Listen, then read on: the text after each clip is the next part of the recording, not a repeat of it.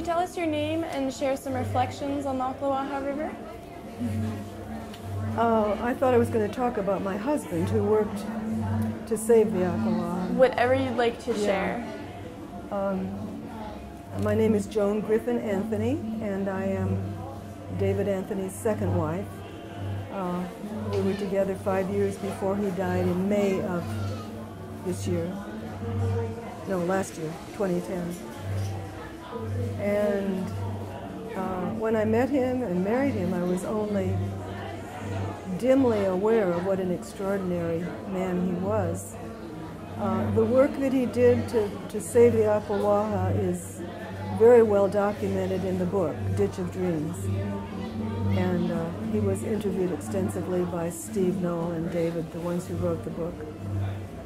But he came from an extraordinary family, and I'd like to talk a little bit about that, what made him the kind of person he was. The first Anthony came from England in 1634 and landed in Portsmouth, Rhode Island.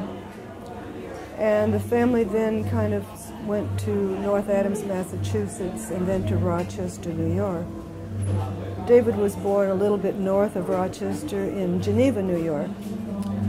And it was a Quaker family. They were very involved in the Underground Railroad, and one of their homes, one of their New York homes, still has bullet holes where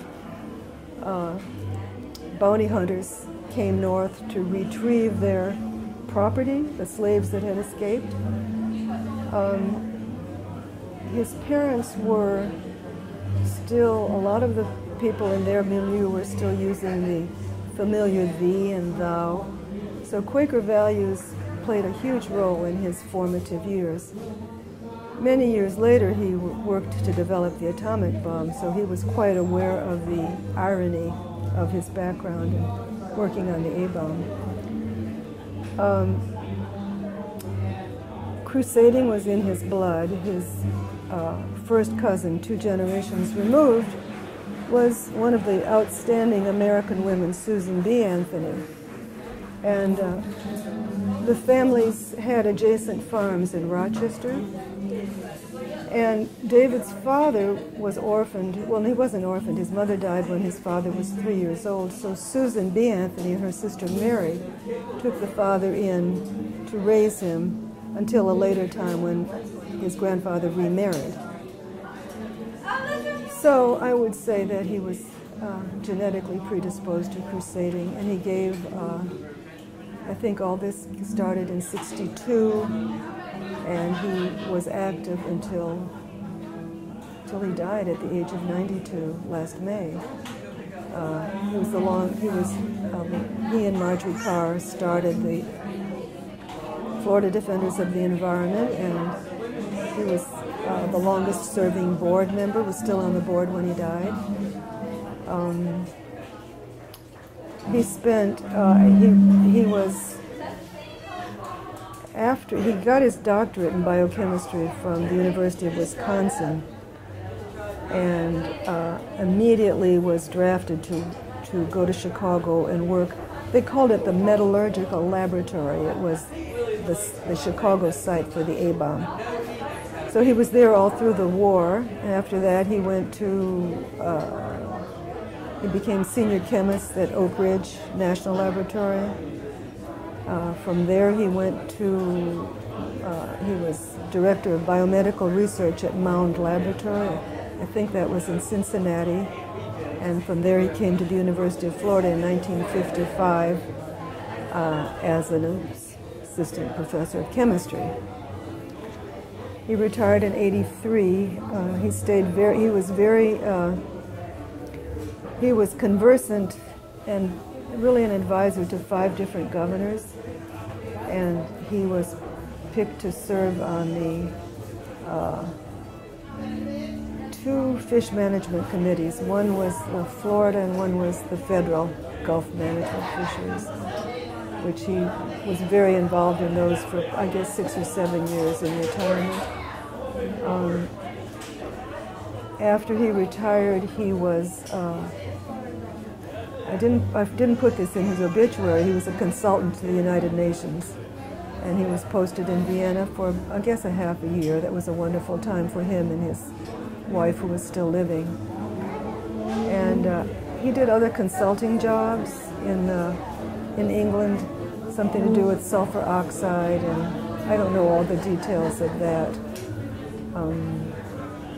But he never stopped studying the environmental issues that affected Florida, and particularly the waterways. He spent probably 4 hours a day continuing to read and keep up with what was going on environmentally, especially with Florida.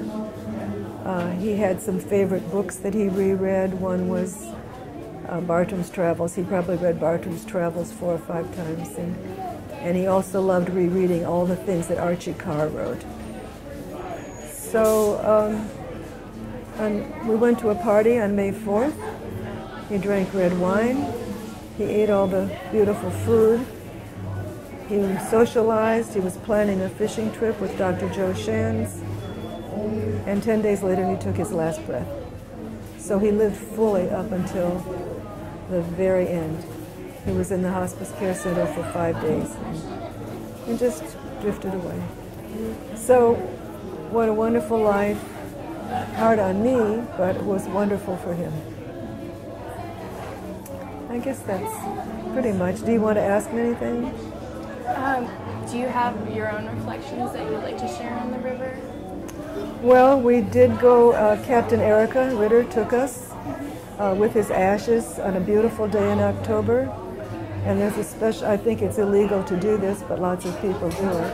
There's a special little cove where she took us, and all of his family, his children and grandchildren, and even some greats were there. And the children all dispersed his ashes into the Ocklawaha. It was a beautiful day and a beautiful memory.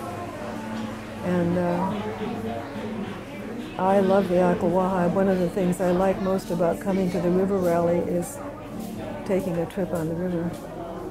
I don't know if we're going to do that this year. I know Erica isn't doing it this year. But that's why my grandchildren wanted to come over to get on the river. So I guess that's pretty much what I have to say. Thank you. Thank you for doing this. Sure. Oh, I also wanted to say that Sam Proctor interviewed David's father, who came down from, he was a professor of horticulture at Penn State, and he was hired, I can't remember who hired him, but he came down in 1911 and did a tour of Florida, and he was supposed to do a report. And you can imagine what Florida was in 1911. I mean, very primitive. And that's a wonderful story. That is in the archives that Sam did. I wish I could have seen Florida in its most wild state. Oh my gosh, yeah, incredible. Of course it was mosquitoes and no air conditioning, you know, it was pretty tough too. Thank you.